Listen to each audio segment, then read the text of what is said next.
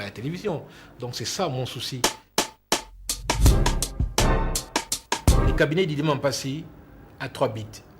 D'abord, c'est promouvoir la médecine traditionnelle, faire la recherche des phytomédicaments et soigner des patients qui sont malades. Les cabinets d'Idi Mampassi, c'est un cabinet privé. Il y a plusieurs médicaments qui sont mis sur le marché. Il y a les anti-hémorroïdaires, les médicaments contre l'impuissance sexuelle, contre les infections urinaires, contre les maux d'estomac. Nous avons soigné aussi beaucoup de femmes qui ont eu des enfants grâce au cabinet d'Idi Mampassi. Et à tout dernier découvert, c'est les mandradou. Je crois que beaucoup de personnes ont utilisé ces médicaments. Ce sont des inventions du cabinet d'Idi Mampassi. Et nous sommes spécialisés directement dans cette maladie. J'ai fait confiance aux autorités de notre pays. Vous savez que nous avons quelques petits problèmes au niveau de l'administration de la médecine traditionnelle. Il y a l'avant-projet de loi que nous avons élaboré qui a un peu quelques problèmes. Nous voulons que les ministres de la Santé publique amènent ces documents au niveau des conseils des ministres et puis ce sera envoyé au niveau des parlements pour avoir une personnalité juridique après avoir débattu au niveau de l'Assemblée nationale. Faites confiance à la médecine transafricaine, celui qui a besoin de moi. Nous sommes toujours au Congo, à Kinshasa, et nous avons des bureaux partout au Congo démocratique. Merci.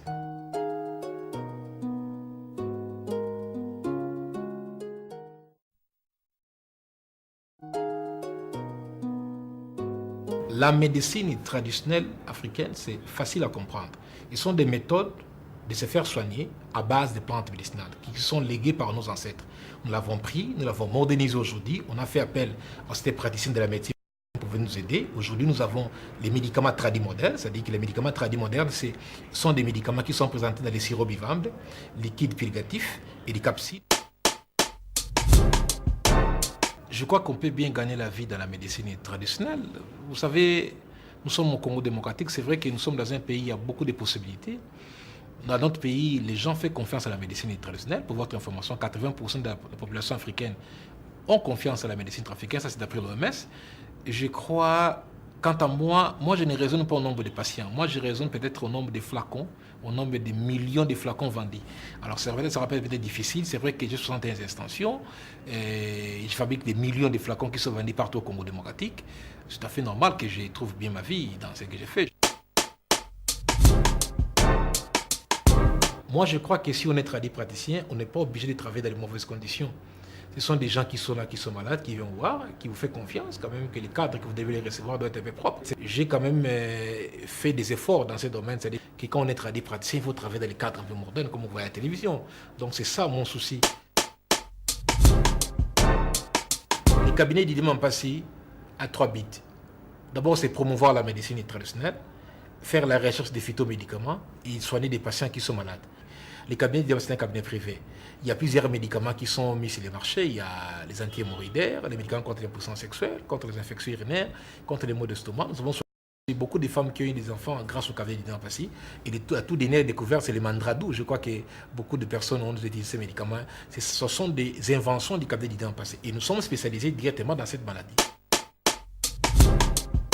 J'ai fait confiance aux autorités de notre pays. Vous savez que nous avons quelques petits problèmes au niveau de l'administration de la médecine traditionnelle. Il y a l'avant-projet de loi que nous avons élaboré qui a un peu quelques problèmes. Nous voulons que les ministres de la Santé publique amènent ces documents au niveau des conseils des ministres et puis ce sera envoyé au niveau des parlements pour avoir une personnalité juridique après avoir débattu au niveau de l'Assemblée nationale.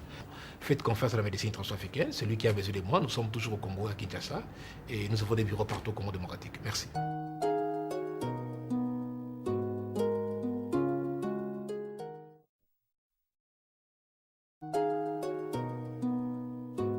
La médecine traditionnelle africaine, c'est facile à comprendre.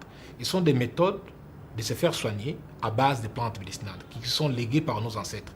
Nous l'avons pris, nous l'avons modernisé aujourd'hui. On a fait appel à ces praticiens de la médecine moderne pour venir nous aider. Aujourd'hui, nous avons les médicaments tradimodernes, c'est-à-dire que les médicaments tradimodernes sont des médicaments qui sont présentés dans les sirops bivalves, liquides purgatifs et des capsules. Je crois qu'on peut bien gagner la vie dans la médecine traditionnelle.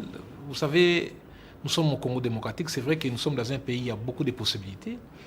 Dans notre pays, les gens font confiance à la médecine traditionnelle. Pour votre information, 40% de la population africaine ont confiance à la médecine africaine. Ça, c'est d'après l'OMS.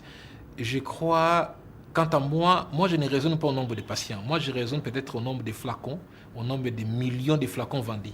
Alors, c'est vrai, ça va peut-être difficile. C'est vrai que j'ai 61 extensions. Et je fabrique des millions de flacons qui sont vendus partout au Congo démocratique. C'est tout à fait normal que je trouve bien ma vie dans ce que j'ai fait. Moi, je crois que si on est praticien, on n'est pas obligé de travailler dans les mauvaises conditions. Ce sont des gens qui sont là, qui sont malades, qui viennent voir, qui vous font confiance, quand même, que les cadres que vous devez les recevoir doivent être un peu propres. J'ai quand même fait des efforts dans ce domaine, c'est-à-dire que quand on est praticien, il faut travailler dans les cadres un peu modernes, comme on voit à la télévision. Donc c'est ça mon souci. Le cabinet d'Idi Mampassi a 3 buts. D'abord, c'est promouvoir la médecine traditionnelle, faire la recherche des phytomédicaments et soigner des patients qui sont malades. Les cabinets d'Idi Mampassi, c'est un cabinet privé. Il y a plusieurs médicaments qui sont mis sur le marché. Il y a les anti-hémorroïdaires, les médicaments contre les puissances sexuelles, contre les infections urinaires, contre les maux d'estomac. Nous avons soigné aussi beaucoup de femmes qui ont eu des enfants grâce au cabinet d'Idi Mampassi. Et à tout dernier découvert, c'est les mandradou. Je crois que beaucoup de personnes ont utilisé ces médicaments. Ce sont des inventions du cabinet d'Idi Mampassi. Et nous sommes spécialisés directement dans cette maladie. J'ai fait confiance aux autorités de notre pays. Vous savez que nous avons quelques petits problèmes au niveau de l'administration de la médecine traditionnelle. Il y a l'avant-projet de loi que nous avons